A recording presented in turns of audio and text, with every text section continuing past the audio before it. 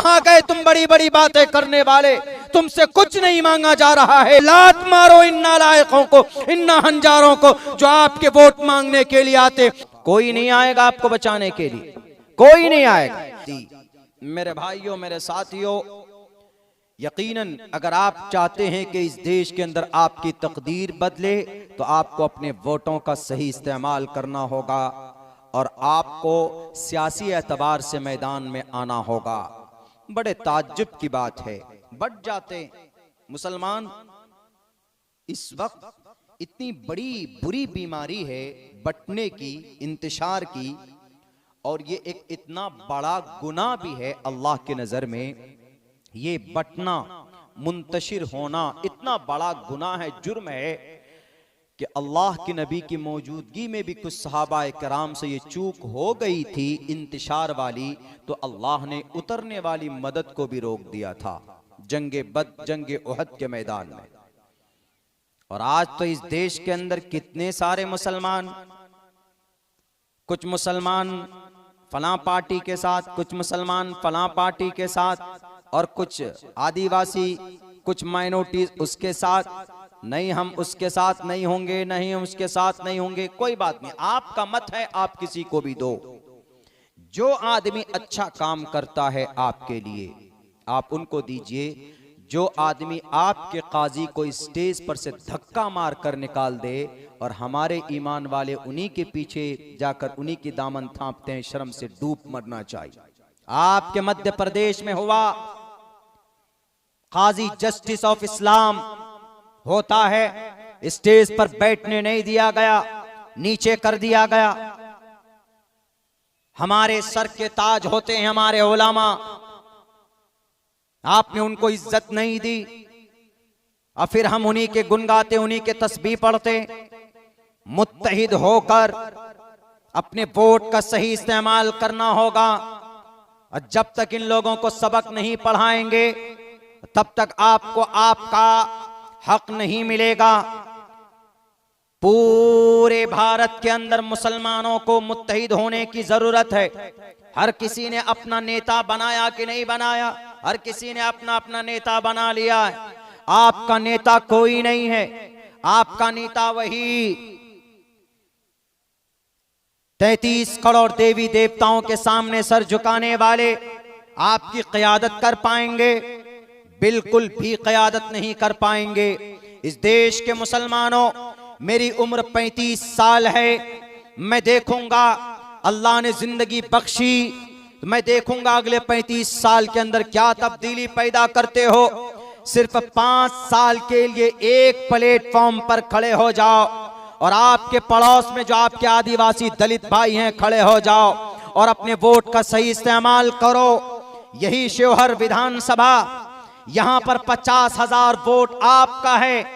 आप कुछ दलित भाई को मिलाओ, कुछ आदिवासी भाई को मिला लो।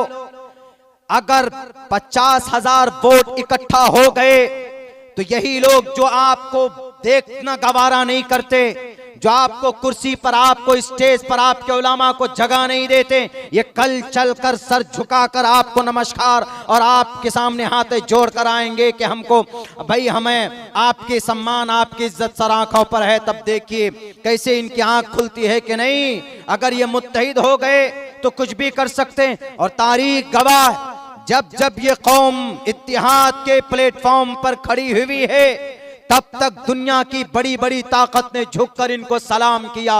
और जब जब ये मुसलमान कौम मुंतशिर हुई है, कभी इसके पीछे कोई उसके पीछे 100 रुपए, 500 रुपए, 200 रुपए के लालच में अपने जमीर को बेचा है, तो इनकी तकदीर जनाब गुलामी की जंजीर में जकड़ दी गई है। मेरे इस देश के मोमिनों, मेरे इस देश के आदिवासी भाइयों, मेरे इस देश के माइनॉरिटी के लोगों, आपको अपना जमीर को जिंदा करना होगा और फिर इन ईमान फरोश और बेजमीर इंसानों को सबक पढ़ाना होगा और आपको बताना होगा कि इस देश को आजादी हमने दिलाई थी अंग्रेज से, और आज भी करप्शन से, धोखे से, गरीबी से अपना हक लेने के लिए मैदान में हम आ गए हैं। अगर तुमने पिछले 75 साल के साथ हमारे साथ धोखा किया है, तो एक मौका हमें दिया जाए, देखना तकदीर हम बदल देंगे। इस देश की सियासत की दुनिया में अगर हमने कदम रखा है तो बड़े बड़े तुर्रम खां को हमने धूल चटाया है। ये वो तारीख है जिसने 800 साल तक हुकूमत की अंदलुस के अंदर। ये वो कौम है जिसने इस देश के अंदर 1000 साल तक हुकूमत की। पिछले 1900 साल तक इस कौम ने किसी न किसी शक्ल के अंदर हुकूमत की है। हुकूमत करना हम जानते हैं, हुकूमत की ताकत, हुकूमत का गुण हमारे रगों के अंदर है। लेकिन जरूरत इस बात की है कि कौम अगर मुत्तहिद हो जाए तो हुकूमत का पाठ हम पढ़ा सकते हैं इन करप्ट लीडरों को, इन नेताओं को। लेकिन बड़े अफसोस की बात है, हम अलग बड़ी आसानी के साथ में मुंतशिर हो जाते हैं, एकदम अलग अलग हो जाते हैं। कोई किसी के साथ चला जाता है, कोई किसी के साथ चला जाता है। मेरे भाइयों, आपको अपनी फ्यूचर के लिए, अपने बच्चों के लिए एक लायहा अमल तैयार करना होगा। कोई नहीं आएगा आपको बचाने के लिए, कोई नहीं आएगा। इस देश के अंदर तकरीबन 300 नौजवानों की मॉब लिंचिंग हुई। मॉब लिंचिंग जो कि पाप है, जुर्म है। साफ साफ लफ्जों में श्रीमद् भगवत गीता में कहा गया उन भाइयों के लिए जो जानों को मारते हैं, जो मॉब लिंचिंग करते हैं। साफ साफ लफ्जों के अंदर कहा गया है उनकी जानों की रक्षा करो। इंसानों की जान, इंसानों की आत्मा ईश्वर के नजदीक बहुत ही मुबारक है। उनकी रक्षा करो, उनका सम्मान करो।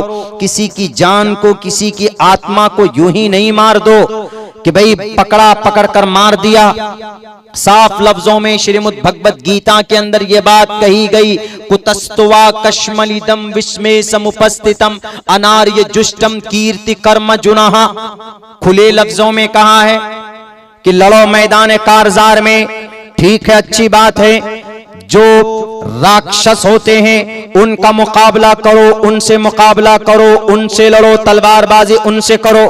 लेकिन जो सिविलियंस हैं, लेकिन जो गांव समाज में जो इंसान हैं, नॉर्मल जिंदगी गुजारते हैं, कभी भी उनको कष्ट ना दो, कभी भी उनको तकलीफ ना दो, कभी भी उनका खून ना बहाओ। यही बात हमारे नबी पाक अलैहिस्सलातु वस्सलाम ने पढ़ाया। लेकिन इस देश के अंदर हो क्या रहा है? यही मेवात की धरती है। मेवात के लोग बहुत सारे यहाँ पर बसते हैं। जुनैद नासिर को मारा गया, उनको पहले जीप के अंदर, गाड़ी के अंदर डालकर जलाया गया, मार दिया गया। जुनैद और नासिर के घर वाले को कोई नौकरी दी गई, कोई जॉब ऑफर किया गया, कोई कंपनसेशन मिला नहीं मिला। उनके मुजरिम को कई महीनों के बाद एक मुजरिम को पकड़कर जेल के सलाखों के पीछे तब डाला गया है जब चारों तरफ से उनके ऊपर दबाव पड़ा। क्या इंसानों की, मुसलमानों की जान की कीमत जानवरों की जान की कीमत से कम है? क्या इस देश के अंदर टोपी और दाढ़ी वालों की इज्जत इस देश के अंदर जानवरों की इज्जत से कम है कि नहीं? तुम्हारी टोपी और दाढ़ी वाले हो, तुम इस देश के दुश्मन हो, तुम इस देश के राक्षस हो। जो लोग ये समझते, उन्हें बताने की जरूरत है। जब इस देश के अंदर अंग्रेज काबिज हुआ था तो सबसे पहले अंग्रेज से मुकाबला करने वाला कौन? टोपी और दाढ़ी वाला नवाब सिराजुद्दौला। 1755 के अंदर अंग्रेज से मुकाबला करने वाला कोई मर्द मुजाहिद था तो यही टोपी और दाढ़ी वाला था। दूसरे नंबर पर सबसे बड़ा मुकाबला करने वाला कौन? शेर हिंदुस्तान, शेर मैसूर, टीपू सुल्तान। 1799 में ये दो बड़ी जंगें लड़ी गई। कलिमा पढ़ने वालों के तरफ से था, अंग्रेज को भगाने के लिए। उसके बाद तीसरी बड़ी जंग का आगाज होता है कब? 1831 के अंदर। 1831 में मौलाना सैयद अहमद शहीद बरेलवी रहमतुल्लाहि अलैह, मौलाना सैयद शाह इस्माइल रहमतुल्लाहि अलैह बालाकोट की पहाड़ी पर जाकर 50 लोगों को लेकर शहीद हो जाते हैं और फिर इस देश को बचाने के लिए अपनी जानों की नजराना पेश कर कर चले जाते हैं। कौन थे वो? इसी देश के अंदर रहने वाले टोपी और दाढ़ी वाले थे। उनके बच्चों को, उनके नस्ल को आज जनाब मार दिया जाता है जानवरों के नाम पर। और जब हम इन लीडरान के पास पहुंचते हैं कि सर जरा विधानसभा में आवाज उठाइए, सर जरा लोकसभा में आवाज उठाइए, तो ये बोलते हैं कि नहीं हम आवाज उठाएंगे तो हमारे इस देश के अंदर जो सनातन धर्मी भाई है वो नाराज हो जाएंगे। आपकी नाराजगी और आपकी खुशी क्या मोहम्मद जुनैद और मोहम्मद नासिर के जान से ज्यादा है? पूछो जाकर उनके घर में 6 मासूम बच्चे हैं। उनकी नासिर और जुनैद की बीवी का कहना है कि जब तक मैं गांव में जाकर मांग कर नहीं लाते हो तो मेरे बच्चों के पेट नहीं भरते। कहां गए तुम बड़ी बड़ी बातें करने वाले? तुमसे कुछ नहीं मांगा जा रहा है, लेकिन जिनको जो मजलूम है कम से कम उनकी उनके घर का खर्च संभाल लो तो हम खुश हो जाएंगे। लेकिन तुम घर तक मिलने के लिए नहीं जाते, लेकिन जब वोट की बारी आती है तो भीख मांगते हुए फकीर के तरह मैदान में आ जाते हो।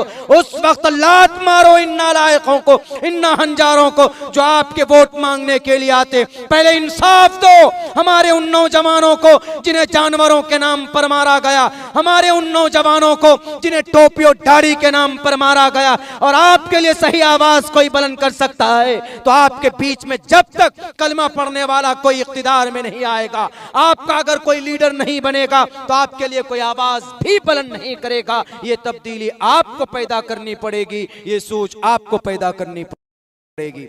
मेरे भाई